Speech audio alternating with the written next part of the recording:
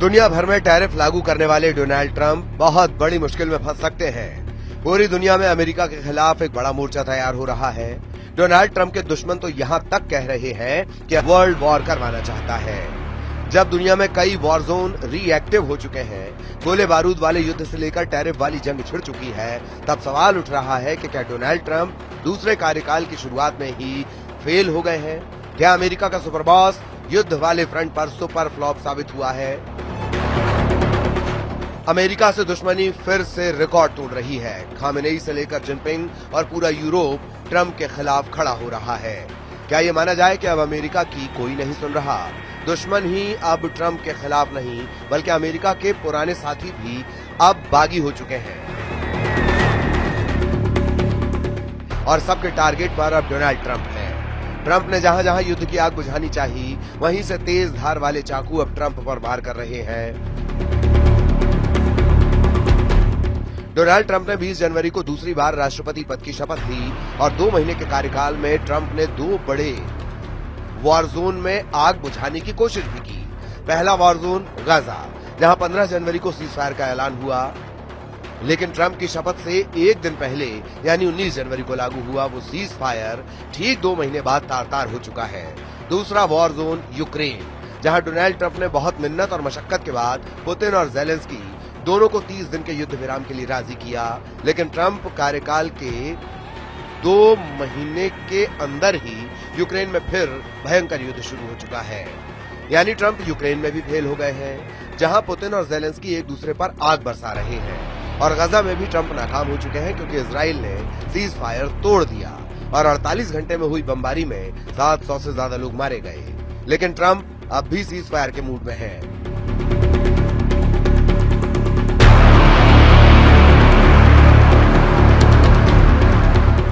अमेरिकी राष्ट्रपति Donald Trump ने कहा है कि हम बहुत सी जगह युद्ध विराम करने जा रहे हैं, सब बहुत अच्छी तरह से चल रहा है।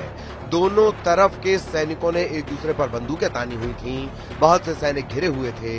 हम बहुत जल्द पूरी तरह युद्ध विराम करेंगे, हम समझौते भी करेंगे, जमीन बांटने को लेकर भी बात होगी। नेतन्याहू की गजा पर बमबारी वाली पॉलिसी ने भी ट्रंप के सीज फायर वाली कोशिश पर पानी फेर दिया है। गजा में हालात बहुत ज्यादा खराब हैं और एक बार फिर नेतन्याहू कह रहे हैं कि हमास को पूरी तरह खत्म करना ही उसका एजेंडा है। इजराइल की सेना फिर से उत्तरी और दक्षिणी गजा के बॉर्डर को लांघकर हमास को तलाश कर रही है। नेतन्याहू के टैंक बचे कुचे गाजा को फिर से रौंदने को तैयार हैं, लेकिन असली एक्शन में तो उनके फाइटर जेट हैं, जिन्होंने फिर से टनों बारूद की बरसात गजा पर शुरू कर दी है। नेतन्याहू कह रहे हैं कि अब हमास से बात होगी तो बमबारी के साथ होगी। इजराइल के पीएम बेन्यामिन नेतन्याहू ने कहा कि रक्षा मंत्री से मुझे सेना की सिफारिश मिली है कि हमास पर फिर से हमले शुरू किए जाएं। अब इजराइल हमास पर और तेज हमले करेगा। अब बातचीत सिर्फ बमबारी के बीच होगी। गजा के बाद दूसरा बड़ा वॉर जोन यूक्रेन है और यहाँ पर जेलेंस्की और पुतिन की दुश्मनी अब रिकॉर्ड तोड़ हो रही है। पुतिन ने ट्रंप को सिग्नल भेज दिया है कि अब सीजफायर नहीं होगा, बल्कि इतने बम बरसाए जाएंगे कि जेलेंस्की सोचेंगे कि बचाएं क्या और भागे कहां। पुतिन दुश्मनी लेने वाले को माफ नहीं करते, ये बात जेलेंस्की बहुत अच्छी तरह से जानते हैं। हालांकि ट्रंप से बातचीत में दोनों पक्ष 30 दिन के सीजफायर के लिए तैयार हो गए थे, लेकिन अचानक यूक्रेन और रूस के बीच बमबाजी का रिकॉर्ड टूट गया। पुतिन खार्किव से लेकर ओदेसा और सुमे से लेकर जापोरिजिया तक हमले करके बता रहे हैं कि यूक्रेन की सजा माफ नहीं की जाएगी। ये बात जेलेंस्की का हर कमांडर जानता है कि जब पुतिन सजा देते हैं तो उनकी लाठी में आवाज नहीं होती।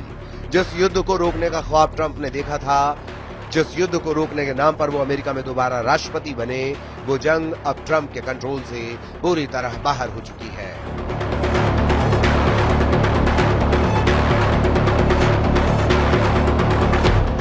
डोनाल्ड ट्रंप के सामने जो वॉर जोन एक्टिव थे वो अब भी बरकरार हैं। गोले बारूद और बंकर बस्टर वाले युद्ध से लेकर परमाणु युद्ध के खतरे और टैरिफ वाली जंग तक ट्रंप हर मोर्चे में फेल साबित होते जा रहे हैं। उनके 2 महीने के कार्यकाल में ही सवाल उठ रहा है कि क्या ट्रंप का युद्ध खत्म करने वाला ट्रेलर फिल्म बनने से पहले ही फ्लॉप हो गया। ईरान, चीन, यूरोप ट्रंप को आंखें दिखा रहे हैं। अमेरिका का सुपर बॉस वाला रुतबा युद्ध वाले फ्रंट पर सुपर फ्लॉप होता नजर आ रहा है।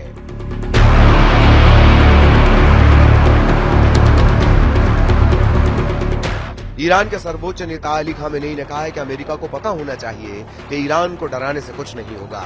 ईरान ने कभी युद्ध शुरू नहीं किया, लेकिन अगर कोई बुरे इरादों से काम करता है तो उसे सख्त सजा मिलेगी। ईरान के सर्वोच्च नेता अली खामेनेई बार बार बता रहे हैं कि अमेरिका चाहे जितनी बड़ी ताकत हो, डोनाल्ड ट्रंप चाहे जितने बड़े डील मेकर हो, ईरान उनके साथ समझौता नहीं करेगा।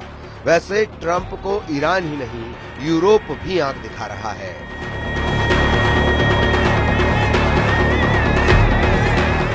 यूरोप में ट्रंप को लेकर विश्वास जगमगा गया है। पोलैंड ने डोनाल्ड ट्रंप से जो मांगा है उसे लेकर पूरी दुनिया हैरान है। पोलैंड अब खुद पुतिन को परमाणु टक्कर देने वाला लॉन्च पैड बनना चाहता है। वो इसलिए क्योंकि यूरोप में ट्रंप को लेकर भरोसा शून्य लेवल तक पहुंच चुका है। पूरे नेटो को सुरक्षा की नई गारंटी की जरूरत है और पुतिन से बचने के लिए एटम बम ही सबसे बड़ी गारंटी माना जा रहा है।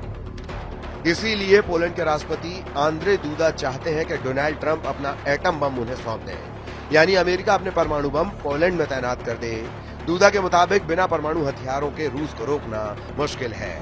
पोलैंड के राष्ट्रपति आंद्रे दूदा ने कहा है कि शांति तभी मुमकिन है जब उसके पीछे ताकत हो, ताकि हमलावर को रोका जा सके।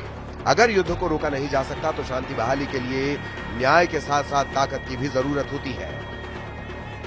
पोलैंड की दलील ये कि पुतिन अपने परमाणु हथियारों को बेलारूस में तैनात कर चुके हैं। ऐसे में पोलैंड भी परमाणु बम की मेजबानी के लिए तैयार है। इसमें कोई शक नहीं कि पुतिन के युद्ध को लेकर पूरा नेटो तनाव में है।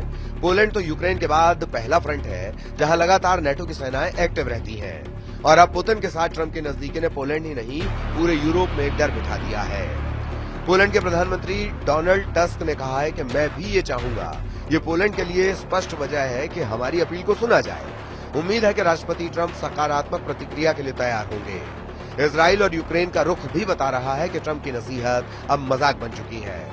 गजा में युद्ध विराम टूट चुका है और जब से ईरान के परमाणु कार्यक्रम को लेकर ट्रंप ने नजरें टेढ़ी की हैं, उनको भी तेहरान से कड़वे बोल सुनने को मिले हैं। इसमें कोई शक नहीं कि गजा से लेकर बेरूत और यमन से लेकर तेहरान तक डोनाल्ड ट्रंप की छवि अब डील मेकर नहीं, वॉर मेकर की बनती जा रही है।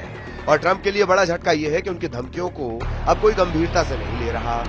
ईरान के युद्धाभ्यास भी लगातार जारी है। ईरान अपनी मिसाइलों को दिन में भी फायर कर रहा है और रात में भी उन्हें टेस्ट कर लिया गया है। ईरान ने अपने 200 किलोमीटर रेंज वाला बावर 373 एयर डिफेंस सिस्टम दिखाकर बता दिया है कि वो अमेरिका के चैलेंज के लिए तैयार है। ईरान की ये मिसाइल लंबी दूरी तक दुश्मन का पीछा करती है और फिर उसे मार गिराती है। ईरान के टारगेट पर अमेरिका का F-35 जैसा स्टेल्थ फाइटर जेट है। वैसे अब सबकी नजर ट्रंप के उन बम वर्षकों पर है जो हिंद महासागर में डिएगो गार्सिया आइलैंड पर तैनात किए गए हैं। यहाँ B-2 बम वर्षकों को इसलिए तैनात किया गया क्योंकि सबको ये लग रहा है कि अप्रैल में ही ट्रंप ईरान पर बड़ा हमला कर सकते हैं।